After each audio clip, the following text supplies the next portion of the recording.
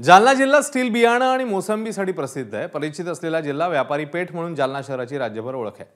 येणाऱ्या महानगरपालिकेच्या निवडणुकीमध्ये व्यापाऱ्यांना आणि सर्वसामान्य नागरिकांना जाणवणाऱ्या समस्यांची यादी जवळपास सारखी आहे।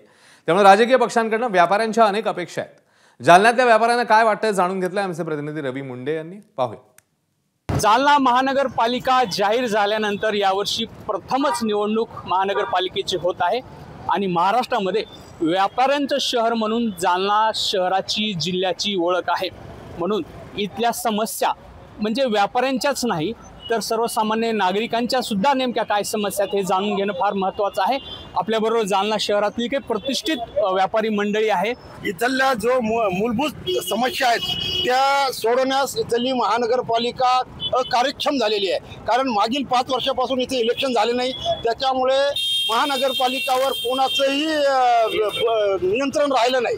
आत्ताच आपले इथले महानगरपालिकाचे अधिकारी 10-10 लाख रुपये लाच घेताना पकडले गेलेत। म्हणजे याच्यावरून लक्षात येतात की त्यांचा उद्देश काय आहे आणि त्यांनी महानगरपालिका ज्या सुविधा मूलभूत सुविधा द्यायला पाहिजे त्यांनी आजपर्यंत शहरात दिलेल्या नाहीत।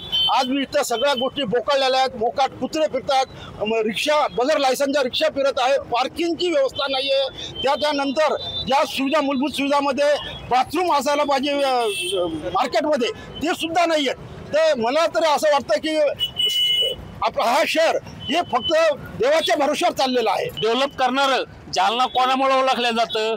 एक व्यापाऱ्याचं शहर म्हणून ओळखलं जातं। तुम्हाला सांगतो, सीडच्या दुकान असो, सीडच्या कंपन्या असो, फॅक्टऱ्या असो, सगळे खूप पुढे आणि योगायोगाने इथले नगरसेवक किंवा जिथले नगराध्यक्ष झाले ते व्यापारीच होते।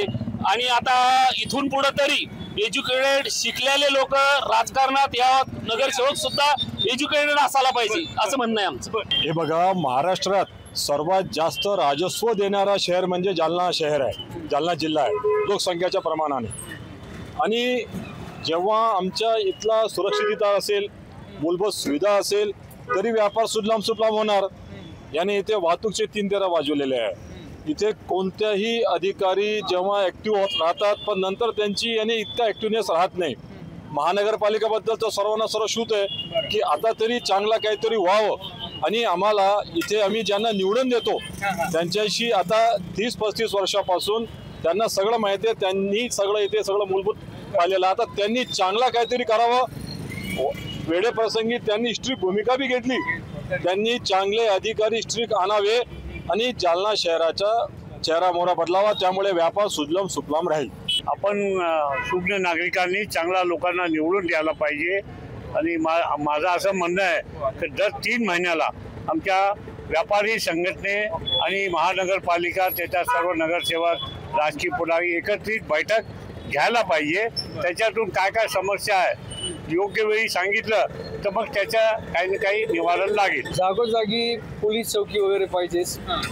जसं आता सिंधी बाजार समजा हा व्यापाराचा एक मुख्य ठिकाण आहे। समजा इथे मध्ये काय होतं की ट्रॅफिक नावाची जी वस्तू आहे ती काही कंट्रोलमध्ये नाही। सगळीकडे दोन्हीकडून चारीकडून सगळीकडे व्यापारीचे प्रतिष्ठान आहे, तिथे सगळ्यांचे व्यापारीचे दुकान आहे तिथे।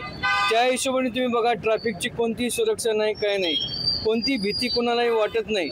त्याच्यामुळे संध्याकाळी जेव्हा निघतात तेव्हा सगळ्यांनाच माहीत असतं की कुणाकडे काय असतं। ऑटोमॅटिकली दिवसाच अगर समजा संरक्षण नाही येते तर रात्री 9 वाजता 8 वाजता कुठून भेटणार आणि ग्राहक कुठपर्यंत येईल केव्हा येईल याचा भरोसा नसतो। तर तशी सुविधा पण, आणि मी सगळ्यात एक मेन उद्दिष्ट सांगतो माझ्या सांगण्याचं की जे रिक्षा वगैरे जे चालत आहेत, लोडिंग रिक्षा वगैरे जे चालत आहेत त्याचे लायसन्स वगैरे नका पाहू, त्याचं मॅन्युफॅक्चरिंग तुम्ही पहा ते आहेत का, त्यांच्याकडे कागदपत्र आहेत का। तेवढे फास्ट सिंधी बाजारात इथून चालवतात की ज्याच्यामुळे असं माणसाला भीती वाटते। साध्या लेडीज वगैरे चालतात तिकडून ही वाटतात, सगळ्यांना फार भीती वाटते। माझ्या म्हणणं इथे आहे की जालना होलसेल मार्केट जे आमचे आहे जनरल मर्चंट असोसिएशनच्या, त्याच्यामध्ये व्यापाऱ्याला आता भीती वाटत आहे। जालनाला इथे पैसे घेऊन येतात गाडीमध्ये ते माल घ्यायला, तर ते सेफ नाही आहे। त्याला फार असं भीती वाटत आहे की आपण कसं येऊ, कसं आपण खरेदी करावे, कारण की इथं जी चोर चपाटीचे जे मामले आहे ते वाढत आहे दिवसेंदिवशी, त्याची कंट्रोल पाहिजे। हमको तो ऐसा लगता है कि अच्छी चीज होंगी, हम बुरा क्यों बोले किसी के बारे में।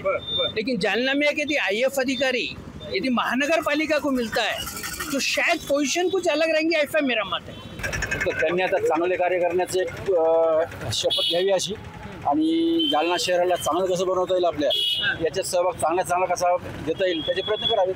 माणसं तीच आहे, पण आता अपेक्षा ही आहे सर्व शहराला की नवीन जे कार्यक्षम जे लोक आहेत त्यांना जर निवडून दिलं तर निश्चितच या आपल्या शहराचा कायापालट होऊ शकतो अशी आम्हाला सगळ्या व्यापाऱ्यांना अपेक्षा आहे. एक शेवटचा प्रश्न घेतो, कुठला पक्ष सत्तेत आला म्हणजे विकास होईल असं वाटतं व्यापाऱ्यांना? आम्हाला सर्वांना जागरूक राहायला पाहिजे आणि ज्याचं सर्वांनी म्हटलं आता की चांगले अधिकारी की ते कोणाच्याही बळी न पडता त्यांनी फक्त नागरिक सुविधा जे शासनाने आम्हाला मूलभूत अधिकार दिलेला आम्ही जे राजस्व भरतो ते त्यांना आम्हाला पुरेपूर त्यांनी करून द्यावे. ही सगळी व्यापारी मंडळी आहे आणि त्यांनी असंख्य समस्यांचा पाडा या ठिकाणी वाचलेला आहे आणि अर्थात सगळ्यांच्या आशा आणि अपेक्षा अजूनही कायम आहेत. सत्ताधारी कोणीही असो, मात्र इथले प्रश्न सोडवले पाहिजेत असं सर्वांचं म्हणणं आहे. रवी मुंडे, एबीपी माझा, जालना. एबीपी माझा, उघडा डोळे बघा नीट.